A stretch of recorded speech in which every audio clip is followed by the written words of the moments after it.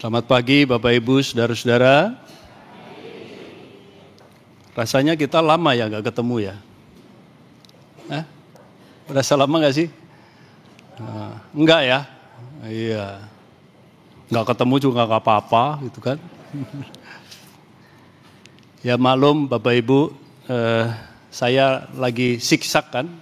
Jakarta, Bogor, Sentul, Tanjung Duren gitu ya rutenya. Ini sedikit spill kabar baik. 26 Januari 2026.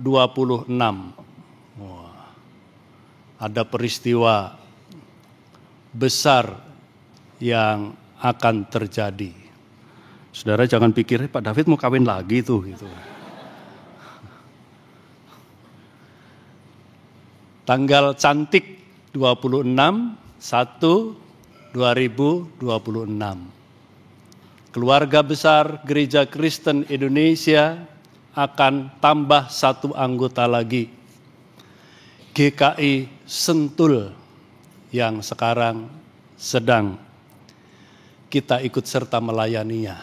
Ya, kan saya diutus saudara-saudara mendampingi mereka. Jadi nanti datang ya, 26/1/2026.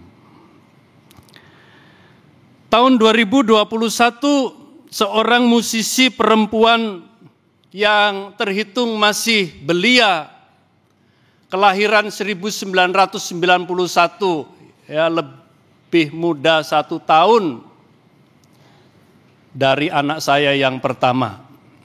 Yura Yunita merilis sebuah lagu yang sangat indah. Judulnya tapi tidak indah. Dunia tipu-tipu. Nah, saudara lihat di YouTube, Dunia Tipu-Tipu. Lagu ini dilatar belakangi oleh pengalaman empiris bahwa dunia tempat kita berpijak ini adalah tempat yang syarat dengan hal-hal indah, hal-hal baik, namun pakai kata tetapi. Jadi indah, baik, tetapi, gitu. Jadi bukan benar-benar indah. Yang benar-benar indah itu adalah indah, titik. Yang benar-benar baik itu adalah baik, titik. Enggak pakai kata tetapi. Di dalam dunia tipu-tipu sering dijumpai bahwa di balik senyum, di balik tawa, di balik keramahan, di balik bantuan, di balik tawaran kebaikan, tetapi ada sesuatu yang buruk.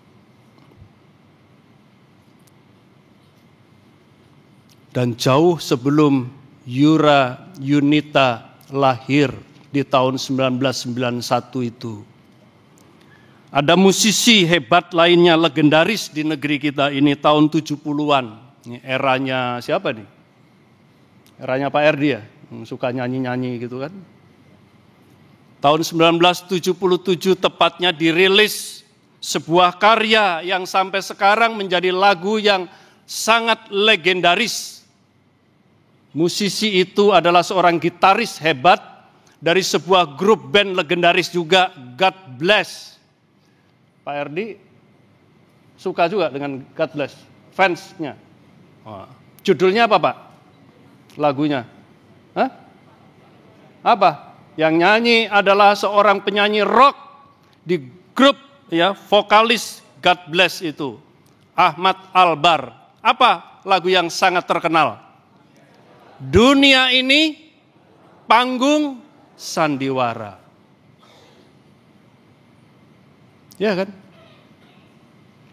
Dalam bahasa yang barangkali berbeda tetapi ingin menyampaikan sesuatu yang sama. Bahwa dunia tempat kita tinggal ini menyajikan, walaupun bukan pemain drama, aktris atau aktor, tetapi tempat seolah-olah seperti panggung yang seolah-olah seorang sedang bermain drama. Banyak orang mengenakan topeng.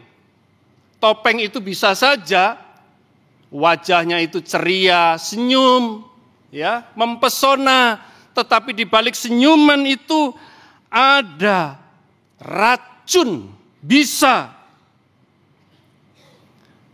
yang siap disuntikkan dan mencelakakan siapapun. Dunia tipu-tipu, dunia panggung sandiwara, dan di dunia seperti itu, kebaikan hanya sebuah alat.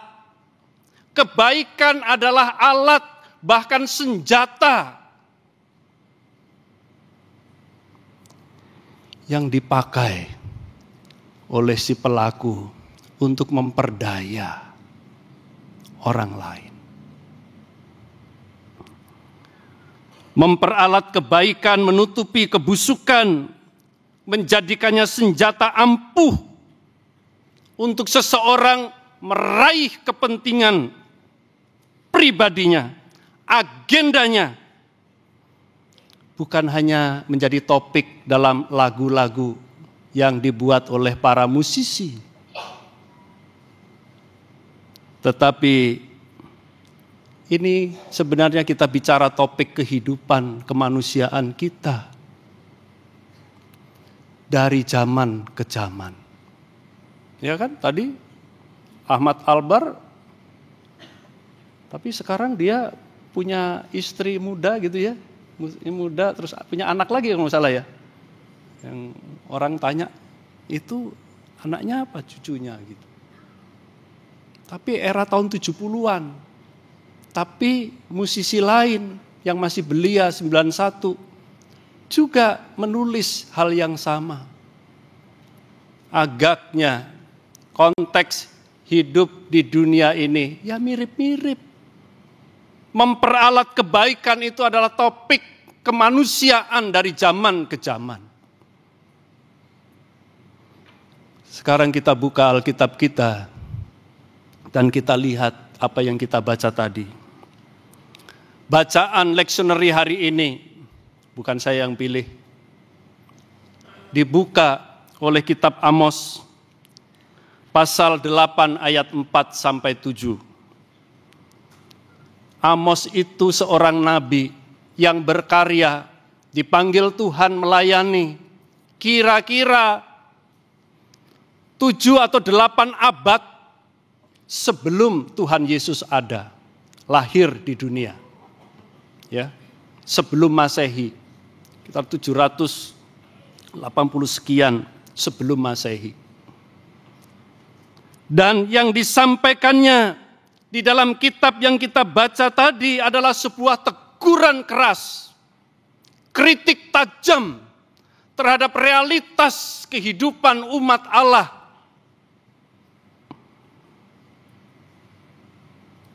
Kritiknya adalah karena dia melihat ada praktek kejahatan yang sedemikian sistematis, tertutup rapih. Pelakunya adalah mereka yang memelihara ritual agama, memelihara ritus bulanan, mingguan, sabat.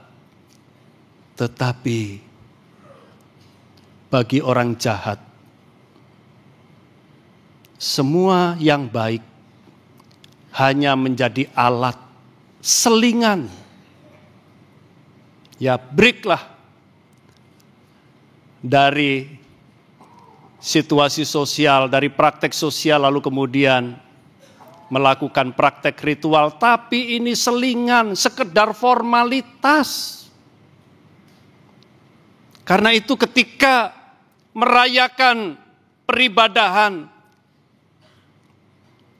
Amos tadi mencatat, kapan akan segera berakhir? Kapan bulan baru akan muncul? Kapan sabat akan berlalu? Kapan perayaan, kebaktian, ibadah akan segera berakhir? Jadi kalau ikut kebaktian tuh, orang ini gitu ya, nggak ada di Gunung Sahari.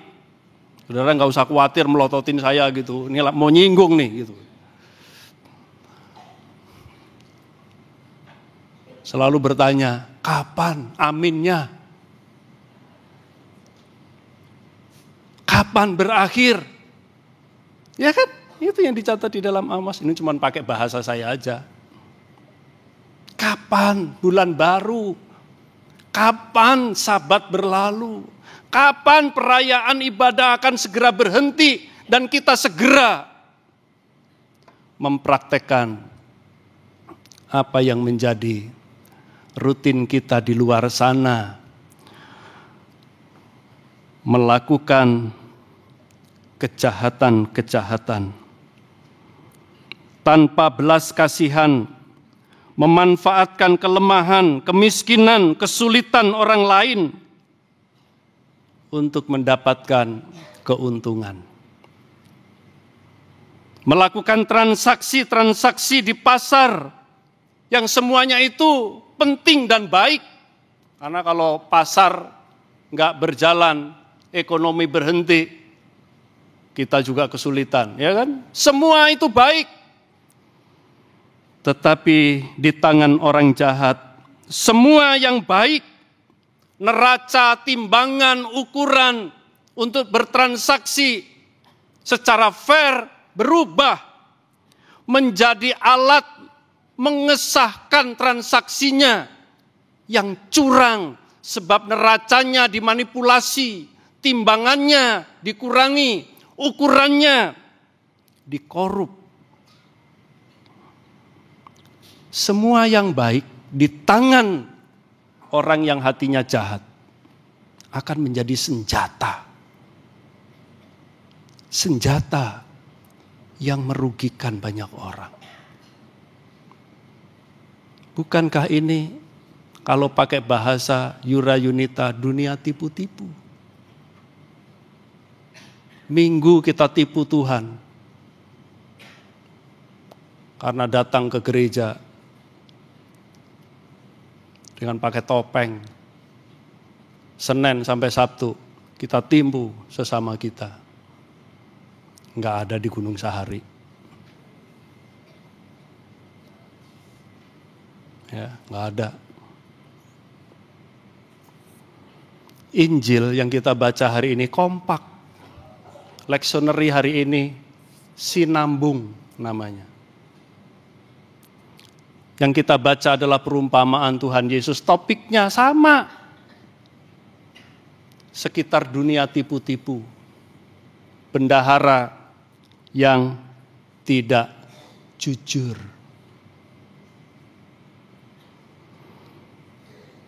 Dan Tuhan Yesus mengajar bukan tanpa sebab, bukan asal-asalan gitu. Sudah dipastikan bahwa dia melihat fenomena kehidupan sosial masyarakat tatkala dia hadir.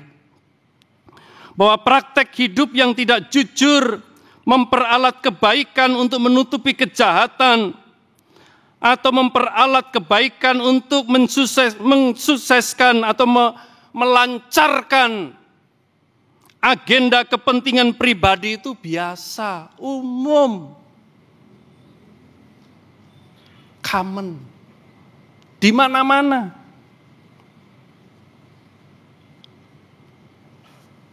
Karena itu satu saat kalau kita terus membaca Injil, kita ketemu Tuhan Yesus pun ngobrak-ngabrik bait Allah, ya kan? Umum, terjadi di mana-mana, di berbagai tempat.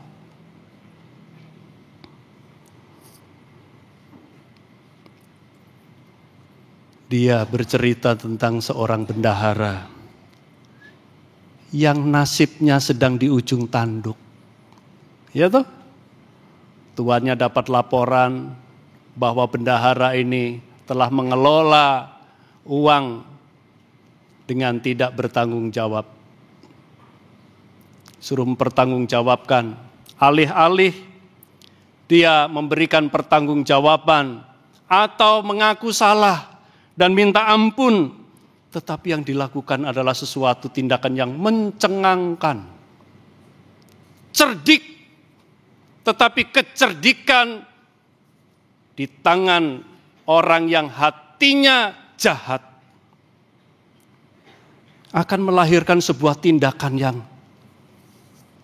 jahat tapi mempesona gitu. Nggak kelihatan jahat. Coba kita perhatikan. Bendahara itu lalu memanggil para debitur yang ngutang dari uang tuannya. Berapa utangmu? Yang pertama, 100 tempayan minyak. Lalu katanya, tulis surat utang, utangmu 50. Loh, diskon toh saudara-saudara? Kalau kita membaca Alkitab dengan teliti, yang dihapus ini bisa jadi adalah bunga, riba yang dilarang di dalam firman Tuhan. Artinya si bendahara ini melakukan tindakan yang begitu hebat, begitu baik, mempesona, benar nih, ya kan? Tetapi niatnya adalah untuk membuat dirinya baik, sementara yang jahat siapa? Saudara siapa ini? Di mata para debitur, yang jahat siapa? Tuannya, ya kan? Dia bisa membalik keadaan. Switch, yang tadinya dia yang nasibnya di ujung tanduk, sekarang tuannya yang dipersepsikan oleh para debitur. Oh, ini orang baik bener ini. Berarti yang selama ini jahat, yang nyekek leher kita itu adalah tuannya ini. Saudara tahu, kalau seandainya tuannya memecat si bendahara itu, kira-kira para debitur akan ngomong apa? Bisa bikin surat keberatan itu. Ya kan? Bisa demo. Ini orang baik dizolimi. Orang benar ini. Karena itu si tuan tuh sempat memuji. Hebat sekali ini. Ya. Dia bisa membalik keadaan yang tadinya hampir dipecat. Ya, nasibnya di ujung tanduk sekarang membuat tuannya yang harus terpojok, terjepit. Kalaupun toh jadi dipecat, paling tidak dia sudah tanam jasa, ya kan? 50% loh. Ingat ya waktu itu kamu utangnya, diskonnya itu gede banget loh itu. Ya toh? Yang 100 dihapus juga 20 begitu kan, tinggal 80. Besar loh itu. Wah, apa kalau kita dengar diskon begitu kan, mata kita langsung hijau semua, itu. Kan banyak yang kemudian tertipu karena telepon, ya kan? Ini dapat fasilitas nih. Ngomong-ngomong, saya baru pulang dari Jogja. Kami kumpul para pendeta dan salah satu cerita adalah mantan ketua sinode kita aja ketipu gara-gara telepon. Dunia tipu-tipu. Di tangan orang yang jahat, semua yang baik bisa diperalat menjadi senjata bahkan untuk kepentingan dirinya. Lalu apa kabar baik yang kita terima? Membaca firman Tuhan yang kompak bicara dunia tipu-tipu hari ini. Yang pertama, Tuhan itu menjunjung tinggi kejujuran. Dan karena itu dia tetap berpihak, tidak pernah bergeser di jalan orang jujur. di jalan orang benar. Karena itu kalau kita buka Mazmur, Mazmur dibuka dengan kata-kata berbahagialah orang, ya kan? Yang tidak berjalan menurut nasihat orang fasik. Yang kesukaannya adalah firman Tuhan, yang merenungkannya siang dan malam. Di dunia yang penuh tipu-tipu ini, terkadang menjadi jujur, menjadi benar itu melelahkan. Kadang-kadang bisa terpojok juga. Seperti tuan dalam perumpamaan bendahara yang tidak jujur ini gitu. Ya. Namun percayalah, karena Tuhan itu menjunjung tinggi kejujuran, Dia tetap berpihak di jalan orang yang benar, yang jujur. Hanya kebaikan, kebenaran, kejujuranlah yang bisa membuat kita ini bahagia. Karena kita ada bersama dengan sang sumber bahagia, yaitu Tuhan. Orang jahat itu nggak pernah bisa bahagia, saudara-saudara.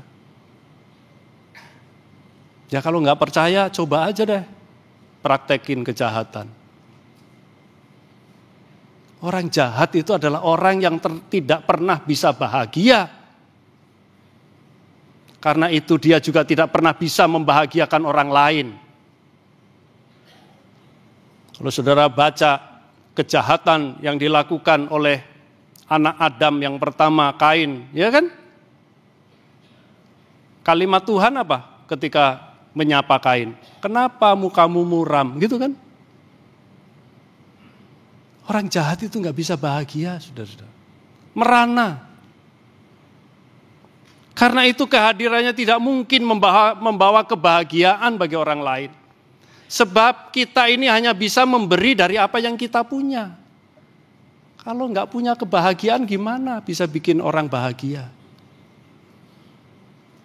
Orang jahat itu hanya akan menghadirkan kecemasan, ketakutan, kegelisahan, ancaman yang sama sekali menjauhkan seseorang dari kata bahagia.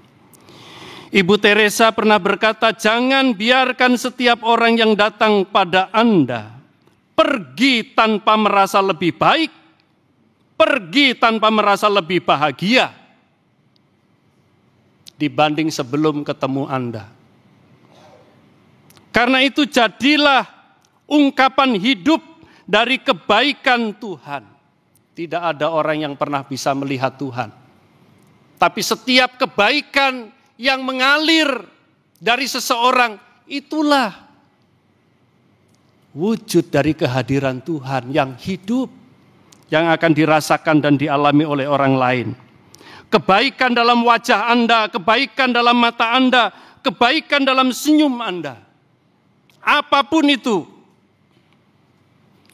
Sehingga orang lain setelah ketemu Anda akan merasa lebih bahagia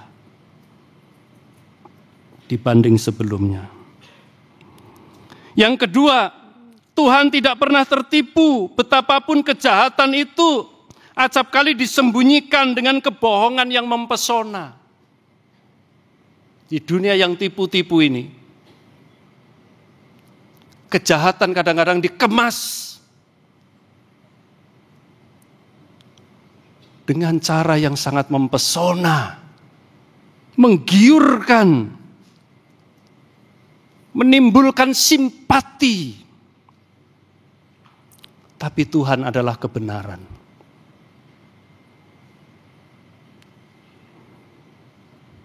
Tan Malaka, seorang tokoh pergerakan nasional di negeri kita ini, di tempo dulu, mengatakan sebuah kalimat bijak. Berapapun cepatnya kebohongan itu, karena kebohongan itu cepat. Di dunia ini kalau kita ngajarin yang benar tuh, aduh jalannya lambat. Masih bagus kalau jalannya lambat. Kadang-kadang nggak didengerin. Tapi begitu sesuatu yang jelek, wah langsung nyebar, larinya kenceng, viral di mana-mana. Ya, saudara perhatikan yang viral-viral itu, emang itu yang baik-baik, yang benar-benar belum tentu, saudara-saudara. Berapapun cepatnya kebohongan itu berlari, namun kebenaran akan mengejarnya juga. Dan Tuhan itu adalah kebenaran. Mahatma Gandhi juga berkata, kebohongan itu hanya sanggup berlari cepat, jarak pendek. Cepat tapi pendek. Sprint 50 meter, 100 meter itu ya, lari cepat. Ya, jarak pendek. Nggak ada lari cepat itu jaraknya jauh. Ya. Sementara kebenaran itu sanggup berlari maraton. Mungkin satu saat orang terpesona, tertipu. Tetapi cepat atau lambat, tipuan itu akan terbuka juga. Kebenaran akan menangkap. Dan Amos maupun Tuhan Yesus melalui perumpamaannya kompak mengatakan bahwa siapa yang berbuat curang, yang tidak jujur, ya, yang jahat, yang memperalat kebaikan, dia akan kehilangan hal yang paling berharga di dalam hidupnya sebagai manusia. Apa? Kepercayaan, trust. Kalau yang kecil aja nggak bisa dipercaya, apalagi yang besar. Siapa yang akan mempercayakan hal-hal yang jauh lebih bernilai? Kalau soal mamon yang tidak jujur itu saja, seseorang tidak dapat dipercaya. Semoga setiap kita menjadi alat kebaikan Tuhan. Sebab saudara dan saya didesain oleh Tuhan sebagai milik Tuhan untuk menyampaikan kebaikan, bukan memperalat kebaikan. Amin.